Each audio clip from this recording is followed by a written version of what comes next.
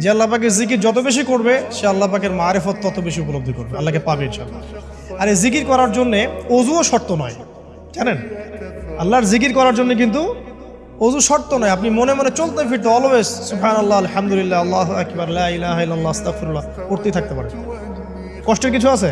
খালি জবান চলবে, খালি জবান চলবে। মাঠে কাজ করছেন, ওই যে লাঙল দিয়ে কাজ করছেন, সেচ দিচ্ছেন, আপনি পড়তে থাকবেন আস্তাগফিরুল্লাহ ওয়া আতুবু ইলাইহি, লা হাওলা ওয়ালা কুওয়াতা ইল্লা বিল্লাহ, সুবহানাল্লাহ, আলহামদুলিল্লাহ, লা ইলাহা ইল্লাল্লাহ, আল্লাহু আকবার। কোনো সমস্যা? কোনো সমস্যা নেই। রান্না বান্না করছে মেয়েরা, এটা করতে করতে পড়তে পারবে না? গাড়ি ড্রাইভ করছেন, ড্রাইভ করতে করতে আপনি পড়তে পারবেন লা ইলাহা ইল্লাল্লাহ ওয়াহদাহু লা শারীকা লাহু, লাহুল মুলকু ওয়া লাহুল হামদু ওয়া হুয়া আলা কুল্লি শাইইন কাদির। যে কোনো কাজ করতে করতেই ইল্লাল ইস্তিনজা, ইস্তিনজা বাদ দিয়ে। ইস্তিনজা কি জিনিস? প্রসাব পায়খানা। এই সময় এগুলো মুখ দিয়ে বলবেন না, দরকার নাই। আপনি এখানে এরপরে যে সময়গুলো আছে এগুলোতে আপনি জিকির বাড়াবেন। যে যত বেশি জিকির করবে তার কলব তত বেশি পরিচ্ছন্ন হবে। যার কলব যত পরিচ্ছন্ন, আল্লাহর নূর তার কলবে তত বেশি আসবে, সে আল্লাহ পাকে তত কাছে পাবে ইনশাআল্লাহ আযজা ওয়া জাল। 7 নাম্বার, দোয়া ইস্তেগফার বাড়িয়ে দেয়।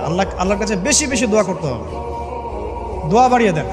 দোয়ার জন্য হুজুর ডাকতে হবে না, দোয়ার জন্য আমাকে ডেকে বাসায় খাওয়ানোরও দরকার নেই। আপনার দোয়ার জন্য আপনি যথেষ্ট। নামাজে দাঁড়ান, নামাজে সেজদায় দোয়া করেন। নফল নামাজ পড়েন, নফল নামাজে সেজদায় দোয়া করেন। নামাজে পড়ে হাত তুলে দোয়া করেন প্রয়োজনে। নামাজে সালাম ফেরানোর আগে দোয়া করেন। যে কোনো ভালো কাজ করেছেন তারপর দোয়া করেন, ঠিক আছে? কোরআন তেলাওয়াত করলেন, দোয়া করেন। তাহাজ্জুদের ওয়াক্তে দোয়া করেন। বৃষ্টি পড়ছে তখন দোয়া করেন, ঠিক আছে? মানে দোয়া কবুলের মোমেন্ট, সময়গুলো, আজান হয়েছে, আজান ইকামতের মাঝখানে দোয়া করেন। এই যে এখন খুতবা হচ্ছে, এই সময় দোয়া করেন, দোয়া কবুল হবে। দিনী মসজিদে বসেছেন, দোয়া করেন, দোয়া করতে থাকেন মনে মনে। যত বেশি আপনি দোয়া করতে পারবেন আল্লাহর কাছে, ইনশাআল্লাহ আল্লাহকে আপনি তত কাছে পাবেন ইনশাআল্লাহ।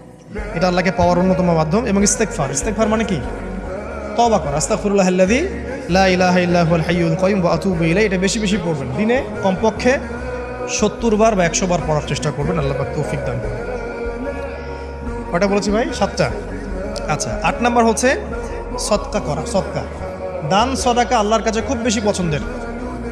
দান সদকা করার জন্য সম্পদ লাগে না, আমার কথা শোনো। দান সদকা করার জন্য সম্পদ লাগে না, কলিজা লাগে, মন লাগে। বহু বড় বড় মানুষ আছে দান সদকা করতে পারে না, কোটিপতি, যাকাত দেয় না, আছে না?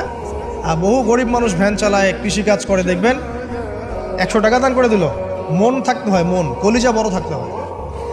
তো যাদের কলিজা বড়, মন বড়, তারা দান সদকা করতে পারবে ইনশাআল্লাহ। আর যার মন বড় সেখানেই তো আল্লাহ নূর আসবে। সংক্ষিপ্ত মনে কি, সংকীর্ণ মন আল্লাহ নূর কোত্থেকে আসবে?